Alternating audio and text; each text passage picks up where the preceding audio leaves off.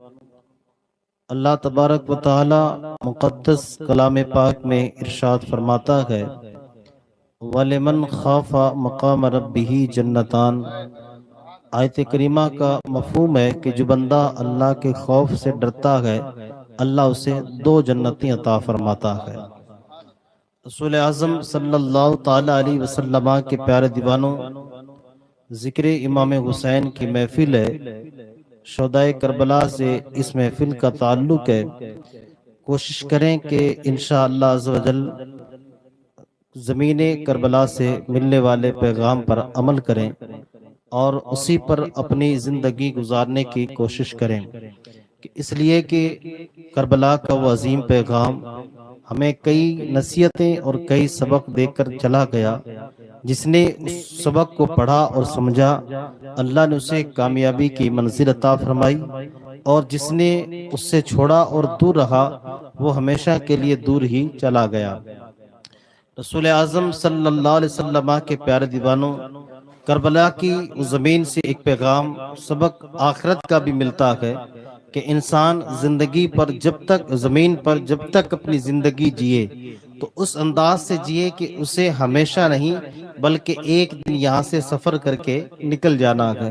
رسول اعظم صلی اللہ علیہ وسلم کے پیارے دیوانوں، جب بھی آپ زندگی جینے کے لیے زمین پر قدم رکھتے ہیں تو دل میں یہ بھی خیال رکھیں آج زمین کے اوپر چل رہے ہیں، کل ہمیں اسی زمین کے نیچے جا کر سونا بھی ہے، اور پھر یہ بھی خیال رکھیں کہ قیامت کے دن یہاں جو ہم کر کے جا رہے ہیں میں اس کا جواب بھی دینا ہے۔ رسول اعظم صلی اللہ علیہ وسلم کے پیارے دیوانوں، اسی مناسبت سے میں نے ایک آیت کریمہ کی تلاوت کرنے کا شرف حاصل کیا ہے، اس لیے کہ انسان اپنے دل کے اندر اللہ کا خوف پیدا کرے اور پھر وہ اپنی زندگی گزارے۔ تو جب انسان اللہ کا خوف اپنی زندگی میں پیدا فرما لے گا تو بہت سارے اس کی زندگی میں برائی والے کام جو ہیں وہ اس سے بچ سکتے ہیں۔ جتنے غلط کام کی طرف وہ بڑھ رہا ہے وہ اس کو اپنے آپ کو اس سے بچا سکتا ہے۔ رسول اعظم صلی اللہ علیہ وسلم کے پیارے دیوانوں، سرکار امام اعظم ابو حنیفہ کی زندگی ہمیں یہ درس نصیحت دیتی ہے، زمین پر اکڑ کر چلنے والے اس انسان کو جس کو اپنی زندگی پر تو غرور ہے۔ امام اعظم ابو حنیفہ کی زندگی اس بات کا سبق بھی دیتی ہے اس انسان کے لیے جو یہ چاہتا ہے نا کہ زمین پر جو ہے سب کچھ ہے، اس کے بعد کوئی نہیں ہے۔ جانتے ہیں آپ سرکار امام اعظم ابو حنیفہ کیا کہہ کر گئے ہیں؟ ایک مرتبہ آپ ایک سفر کر رہے ہیں، سرکار امام اعظم ابو حنیفہ وہ کوئی معمولی ذات نہیں ہے، وہ بہت بڑی ذات ہے۔ لوگ آج فقہ حنفی کے اندر لوگ ان کے محتاج رہتے ہیں۔ کئی لوگوں کے جب مسائل میں گاڑیاں رک جاتی ہیں، سرکار امام اعظم ابو حنیفہ کی زندگی سے ان کے سوالوں کے جواب ملا کرتے ہیں۔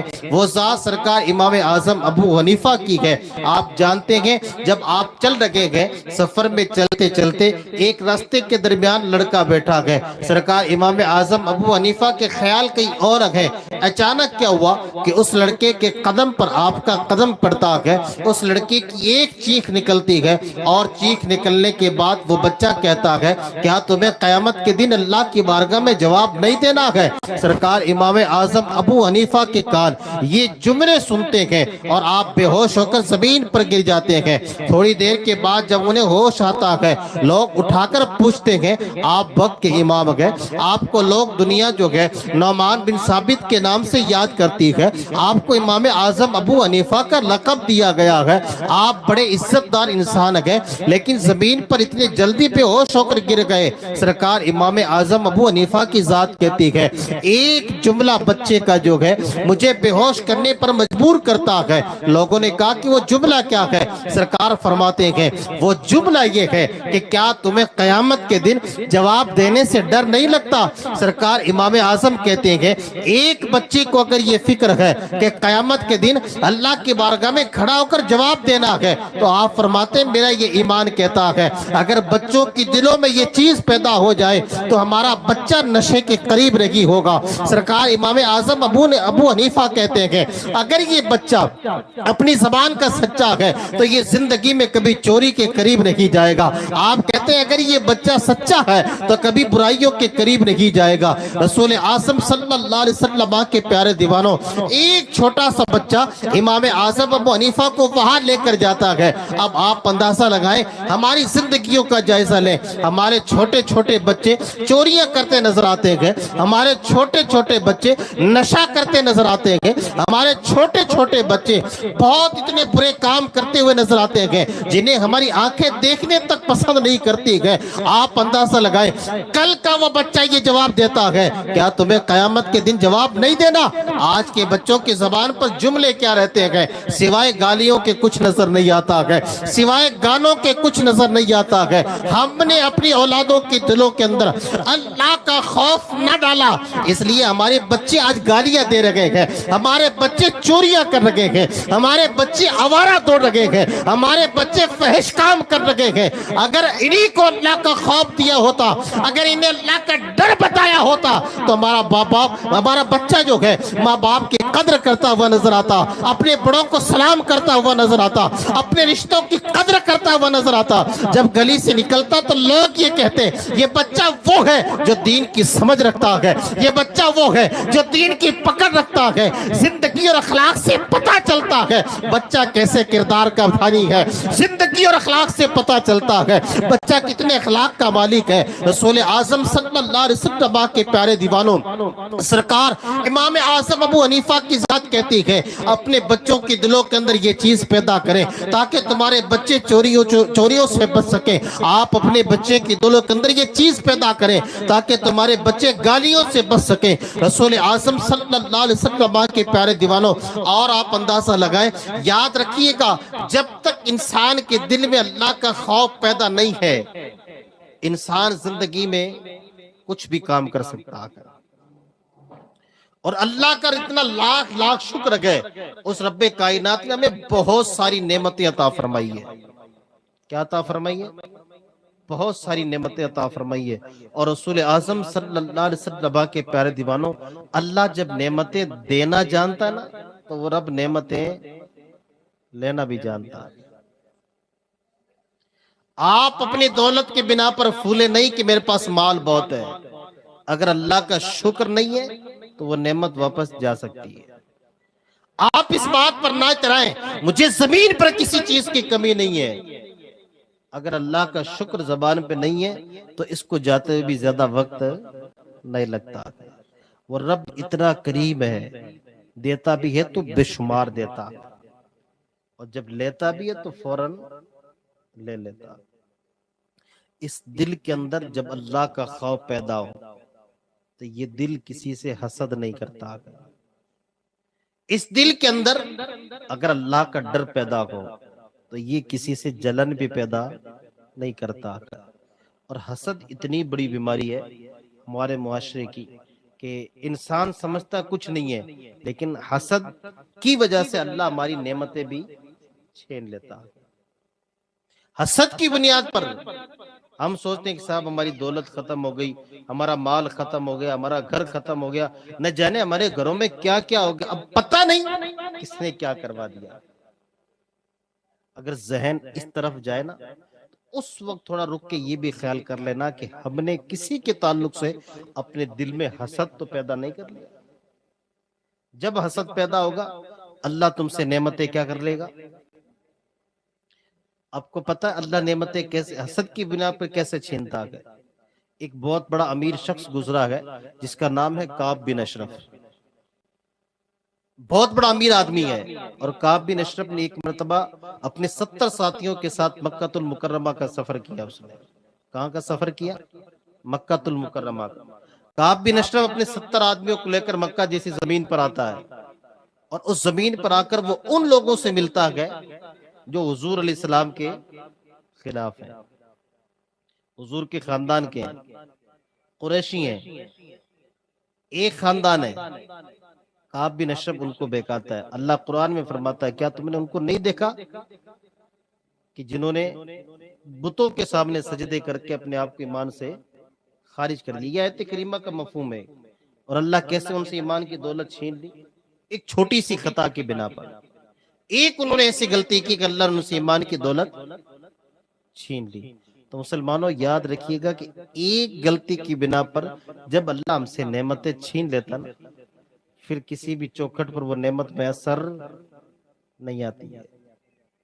کعب بن اشرف اپنے 70 آدمیوں کو لے کر پہنچا مکہ کی زمین پر، اور قریشیوں سے جا کر کہتا ہے کہ ہم تمہارے ساتھی ہیں، تمہارا خدا بھی ہے کہ ہمارا خدا بھی ہے کہ آپ ایک کام کریں کہ آپ محمد عربی کے بارے میں کچھ غلط جملے کہہ دیں، ہم تمہارے ساتھ ہیں. اور ان قریشیوں نے کہا کہ مانے کیسے تم ہمارے ساتھ ہو؟ ہم کہہ دیں کچھ جنگ وغیرہ ہو جائے اور عین وقت پر تم چھوڑ کر ہمیں چلے جاؤ. تو پھر جہاں وہاں کی جو غیر ایمان والے لوگ تھے نا، کہ جن کے ساتھ ان لوگوں کو ملنا تھا، کعب بن اشرف نے کہا کہ ہم آپ کے لیے تیار ہیں، آپ بتائیں تو صحیح کرنا کیا ہے. تو کعب بن اشرف کے ساتھ کچھ لوگ ایسے بھی تھے جو ایمان سے خارج تھے. ٹھیک ہے، انہوں نے شرط کیا رکھی کہ جناب شرط یہ رکھیں کہ اگر انہوں نے محمد عربی کے بارے میں ایسا کہہ دیا، ہم پورے قبیلے کے ساتھ ان کے صف میں آ کر کھڑے ہونے کے لیے تیار ہیں. مطلب ایمان والوں کو اس طرح سے بہکا دیا جاتا ہے. شرط کیا رکھی گئی تھی؟ شرط یہ رکھی گئی تھی کہ آپ جو ہے ہمارے معبودوں کو کیا کریں گے؟ سجدہ کریں. کعب بن اشرف اتنا خبیث آدمی جو ایمان کی دولت اللہ نے جسے دی نا، اس سے وہ چھیننے کی کیا کروا رہا ہے؟ کوششیں کروا رہا ہے.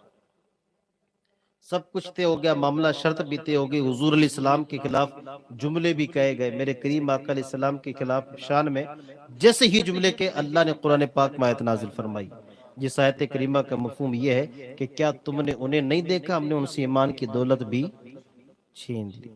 کعب بن اشرف نے یہ سارا کیوں کروایا؟ ایک حسد ہی تو دل میں تھا نا، حضور کے بارے میں ایک حسد ہی تو تھا نا کعب بن اشرف کی. اور وہ حسد اتنا ظلم کر بیٹھا کہ وہ ایمان کی دولت بھی چھین کر چلا گیا. اور ایک جگہ اور یہی حسد جو ہے ایمان کی دولت لے کر چلا جاتا ہے.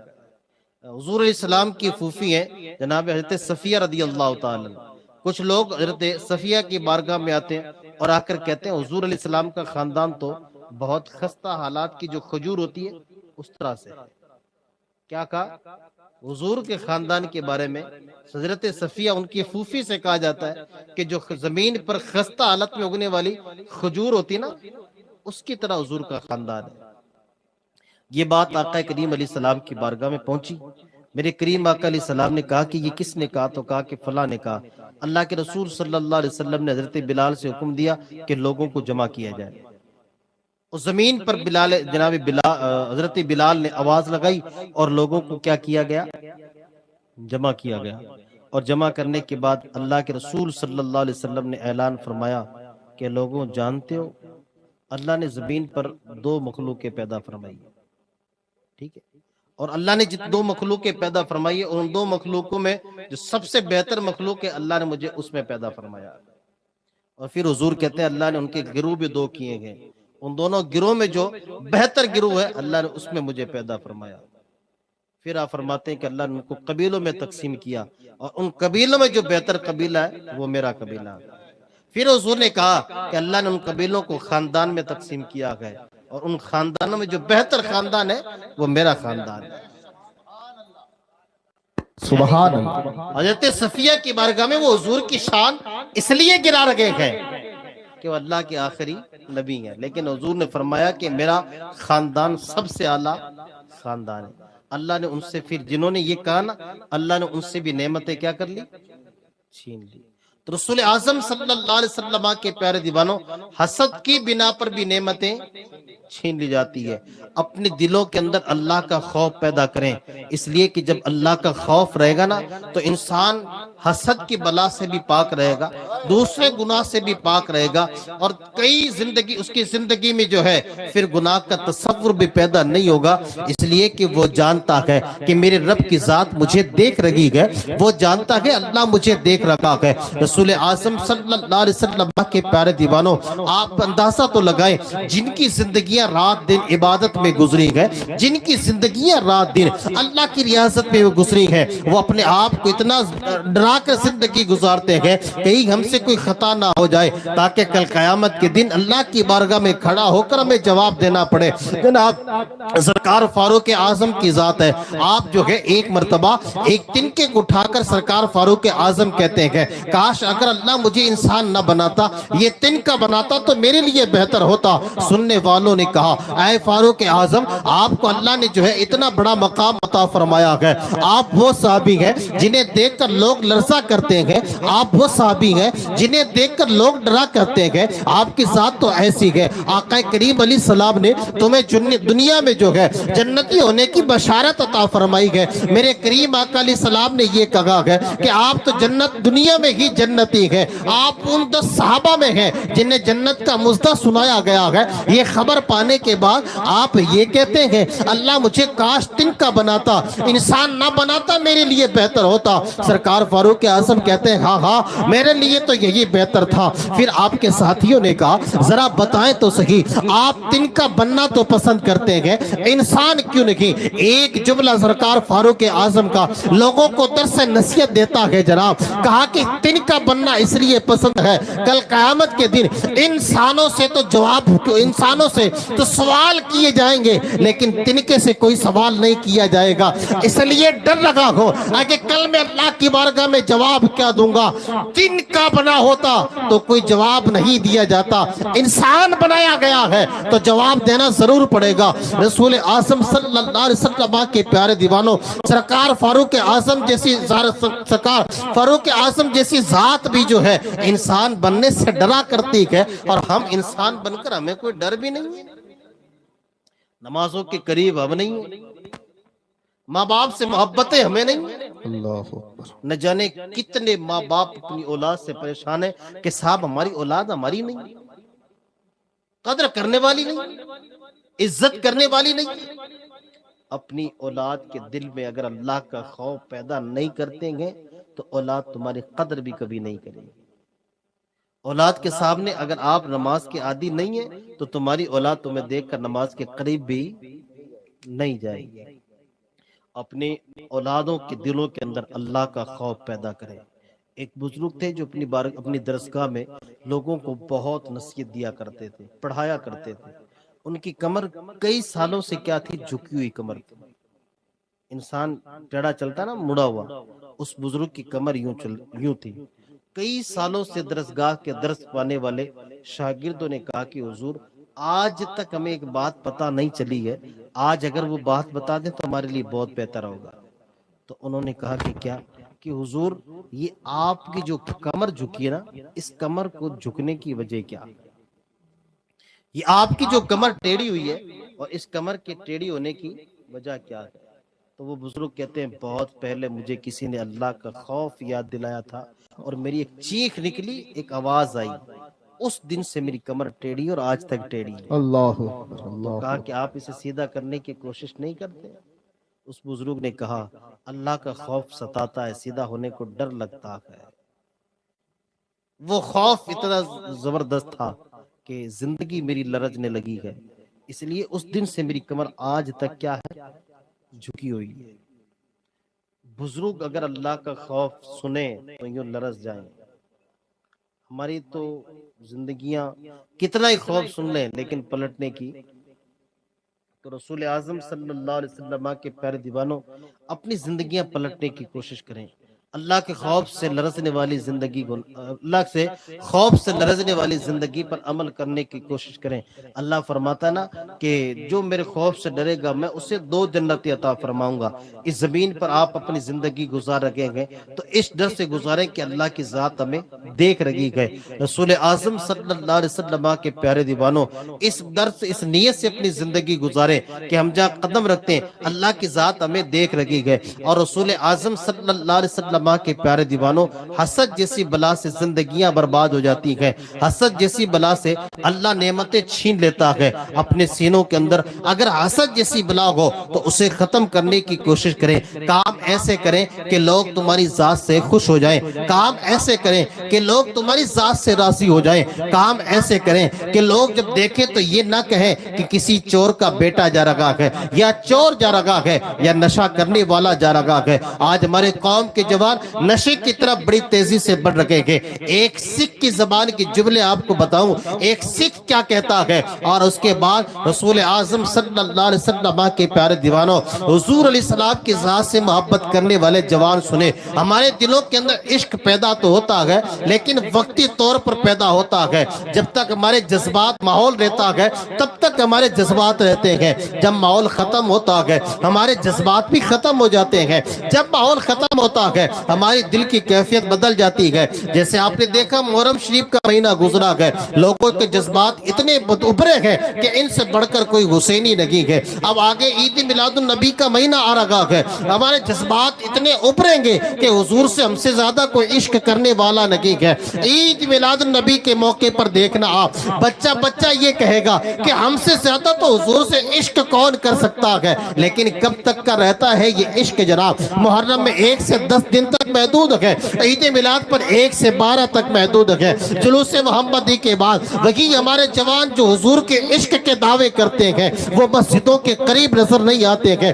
عشق محبت کے نعرے لگانے والے نہ جانے کہاں چلے جاتے ہیں۔ رسول اعظم صلی اللہ علیہ وسلم کے پیارے دیوانوں، اگر کسی سے پیار کرنا ہے تو وقتی طور پر نہ کیا جائے، کسی سے عشق کرنا ہے تو اتنا کمزور نہ ہو۔ ایک سکھ کہتا ہے، ایک سکھ، لوگوں سنو، دنیا کے اندر پیار نشے سے نہ کر، دنیا کے اندر پیار جو ہے کسی ایسی چیز سے نہ کر جو تجھے بربادی کے دہلیز تک لے جائے۔ اس نے کہا جناب تو کس سے؟ کہا گانوں سے بھی تو عشق نہ کر، اگر تجھے پیار کرنا ہے تو ایک ایسی ذات سے کر جو تجھے دنیا میں بھی کامیاب کر دے، آخرت میں بھی کامیاب کر دے۔ پوچھنے والے نے کہا کہ تو کس سے محبت کرتا ہے؟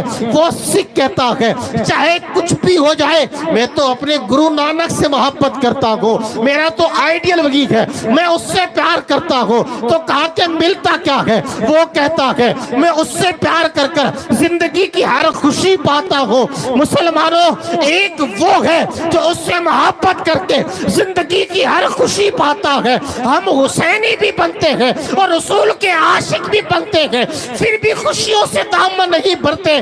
تو پتہ چلا اس نے پیار ایک سے کیا ہے تو ہمیشہ کے لیے کیا ہے، ہم نے محبت کی ہے تو 10 یا 12 دن والی کی ہے، اس لیے اس کا دامن خوشیوں سے بھرا ہے، ہمارا خالی ہے۔ وہ سکھ کہتا ہے اگر ہمیشہ خوشیاں چاہیے تو عشق ایک سے کرو۔ آپ چاہتے ہیں ہماری زندگیاں بدل جائے تو محبت حضور سے کرو، محبت آمنہ کے لال سے کرو۔ اللہ اس محبت کے صلے میں تمہیں دونوں جہاں کی نعمتیں عطا فرمائے۔ سبحان اللہ، نعرہ تکبیر، نعرہ رسالت، سبحان اللہ، سبحان اللہ۔ عشق کرنا ہی ہے حضور علیہ السلام کی ذات سے کرو، اللہ اس کی بنا پر جو ہے دونوں جہاں کی نعمتیں عطا فرماتا ہے۔ اور رسول اعظم صلی اللہ علیہ وسلم کے پیارے دیوانوں، جب بندہ حضور سے عشق کرتا ہے نا تو پھر فجر میں اس کی آنکھ خود بخود کھلا کرتی ہے۔ جب بندہ حضور سے عشق کرتا ہے نا تو ظہر کے وقت اسے لگتا ہے کہ میرے لیے نماز کا وقت ہو گیا ہے۔ جب بھی نماز کا وقت ہوگا اسے خود بخود احساس ہوگا کہ نماز کا ٹائم ہو رہا ہے۔ اور جب بندہ جو حضور سے عشق کرتا ہے پھر نشوں والوں کی صحبت میں وہ نہیں جاتا ہے۔ ایک آخری بات عرض کر کے اپنی گفتگو کو اختتام کی طرف لے کر جاؤں، نہ جانے لوگ یہ کیوں کہتے ہیں کہ فجر میں ہماری آنکھ نہیں کھلتی ہے، یہ کیوں کہتے ہیں کہ ہمارے نماز کا خیال ہمیں نہیں رہتا ہے؟ کمائی کا خیال تو سب کو رہتا ہے نا، جب خیال کمائی کا رہتا تو نماز میں کیوں نہیں رہتا؟ اور حضور حافظ ملت فرماتے ہیں کہ جو لوگ کہتے ہیں کہ ہماری آنکھ نہیں کھلتی ہے، آپ ایک محفل کے اندر فرما رہے تھے کہ ایک بندہ ہے جو 5-7 دن کا مسلسل سفر کر کے آیا ہے۔ کیا کر کے آیا ہے؟ سفر کر کے آیا، وہ سویا نہیں ہے 4 دن سے یا 5 دن سے، جب سے بھی وہ سفر کر کے آیا وہ سویا نہیں ہے۔ حضور حافظ ملت نے فرمایا کہ ایسا آدمی اگر اپنے گھر پہنچ جائے اور اسے بستر دکھ جائے تو اب وہ کرے گا کیا؟ 5 دن کا سویا انسان نہیں ہے، ایسی جگہ پہنچ گیا کہ جہاں گرمی ہے تو اس کا بھی انتظام ہے، اچھا بستر لگا ہوا ہے، کمرہ ہے، کوئی پریشان کرنے والا نہیں ہے، تو حضور حافظ ملت فرماتے ہیں کہ اب وہ انسان وہاں پہنچ کے کرے گا کیا؟ لوگوں نے کہا کہ اگر 5 دن کا تھکا ہارا ہے اور اچھا اس کو کمرہ اور بستر ملا ہے تو سرکار وہ پڑھتے اس کو سلانا نہیں پڑے گا، وہ خود بخود سو جائے گا۔ تو حضور حافظ ملت فرماتے ہیں جیسے ہی اس کی آنکھ لگے، کیا لگے؟ آنکھ، اور اس کے کان میں کوئی آ کر کہہ دے کہ اس کمرے کے اندر سانپ موجود ہے، کیا موجود ہے؟ سانپ، تو اب بتاؤ اس کی آنکھ کھلے گی یا بند ہو جائے گی؟ حضور حافظ ملت نے پوچھا تو لوگوں نے کہا کہ حضور اس کی آنکھ کس کے ڈر سے؟ سانپ کے ڈر سے۔ تو آپ پھر فرماتے ہیں ایک سانپ کے ڈر سے 5 دن نہ سویا انسان سانپ کے ڈر سے سو نہیں سکتا، اس کی آنکھ کھل جاتی ہے۔ تو جو لوگ یہ کہتے ہیں کہ جناب فجر میں آنکھ نہیں کھلتی، کیا اللہ کے خوف سے بھی ان کی آنکھیں نہیں کھلا کرتی؟ اللہ اکبر، اللہ اکبر۔